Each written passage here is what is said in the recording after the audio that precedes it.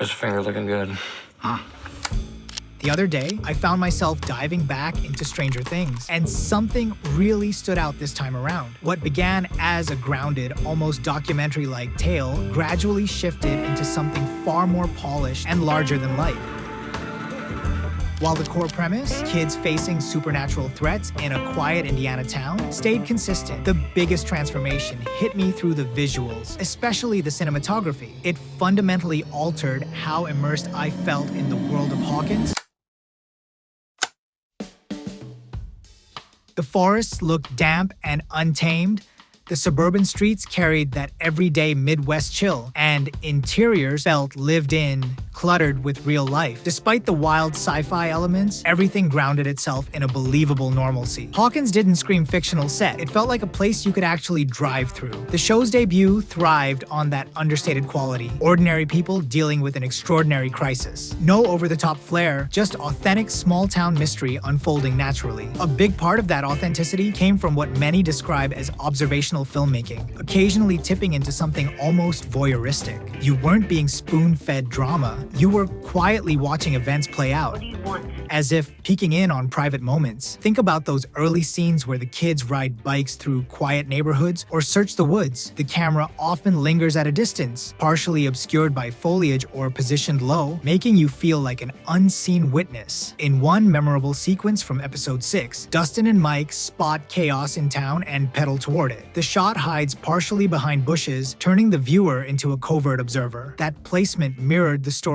paranoia. The characters are constantly under surveillance, hunted by unseen forces. The camera rarely announces itself or glorifies the kids as heroes. It simply records them in the moment, reacting rather than directing attention. Characters occupy the frame without fanfare, unaware of their narrative weight, which made their vulnerability feel genuine. As the series progressed, particularly from season 3 onward, the approach flipped. The cinematography moved away from passive observation toward deliberate spectacle. You start seeing more dramatic push-ins on faces during key emotional beats, centered hero framing, sweeping tracking shots during action, and compositions engineered for impact. The camera no longer waits for events, it anticipates and emphasizes them, guiding your eye exactly where to look and signaling this moment matters. While technically impressive and often stunning, that foreknowledge strips away some of the raw unpredictability. When the lens seems too aware of what's important, the illusion of a lived-in reality fades, replaced by something more choreographed and cinematic. This shift extends to framing and composition. Early on, shots embraced organic asymmetry. Characters pushed off center, edges crowded with everyday clutter, as though the crew had just caught the action unfolding without time to perfect the setup. It created a sense of immediacy, like documentary footage grabbed in haste. Negative space played a huge role too. Subjects often appeared small within vast, overloaded environments. Joyce huddled in a fort of Christmas lights or crammed into a tight space. The frame dwarfed her, surrounded by furniture, shadows, and mess, underscoring her isolation and powerlessness. That visual breathing room amplified unease and fragility across the board. Later seasons leaned harder into symmetry, balanced blocking, and tighter, more heroic compositions. Characters fill the frame more confidently, with cleaner lines and less environmental distraction. The intent feels more controlled, prioritizing visual punch over naturalistic imperfection. Lighting underwent a similar evolution. Season 1 relied heavily on diegetic sources: practical lamps, streetlights, flashlights, flickering bulbs, candles, rooted in the story's world. When lights dimmed or surged, like in Joyce's home during tense moments, the change felt organic, casting realistic shadows and highlights on faces and objects. One standout example: soft window light mixing with a candle flame, rays cutting through dust and softly illuminating a scene in a way that echoes real domestic lighting we've all experienced. It sold the supernatural against an utterly believable backdrop. In contrast, later seasons often prioritize visibility and mood over strict realism.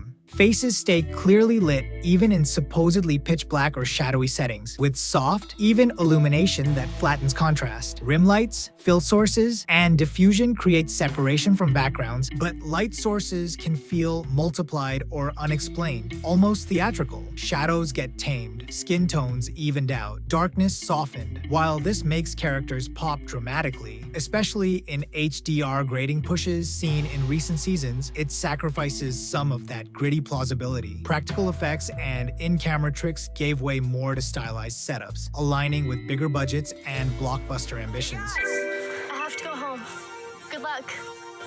They're lying. It's been like this all summer. It's romantic. It's gross. Color grading tells a parallel story. Augural seasons stuck to subdued location-based palettes, muted earth tones, cool blues in forests, warm tungsten interiors, nothing overly vibrant or symbolic. Colors blended into the environment, never stealing focus from the characters or plot. It felt authentic to 1983 small-town life. By seasons 3 and 4, and continuing into 5, saturation ramps up dramatically. Neon pinks, electric blues, vivid reds dominate, especially in mall sequences, upside-down vistas, or Vecna-driven horror. These choices become symbolic tools. Intense crimson for danger, glowing teal for otherworldly menace, drawing from 80s horror aesthetics like A Nightmare on Elm Street or Hellraiser. They're bold, cinematic, and effective for spectacle, but they pull away from everyday realism. The palette no longer hides in the background. It announces itself. Finally, editing rhythms sealed the early immersion. Scenes breathed, lingering shots, slower builds, fewer cuts. Conversations unfolded at human speed, environments got time to settle. A kid biking away might stay in frame longer than necessary, letting the road, trees, and silence sink in. That patience fostered tension organically, like real life where awkward pauses and ambient details exist. Even action moments held back, allowing aftermath to register. Later seasons accelerate, quicker cuts, music-synced beats, urgency in every transition. While thrilling, it prioritizes momentum over immersion. The world stops feeling like it continues off-screen. It exists to propel plot points. None of this means the later cinematography is inferior. It's evolved with higher production values, new DPs like Caleb Heyman on season 4/5, shifts to Ari Alexa LF cameras with vintage lenses for a tactile feel, and theatrical scale demands. The Duffers openly drew from Spielberg's grounded wonder in season 1, then embraced bigger horror and blockbuster influences. But the visual philosophy changed. Early seasons asked, how would this terrifying thing look in an ordinary world? Later ones ask, how can we make this moment epic and unforgettable?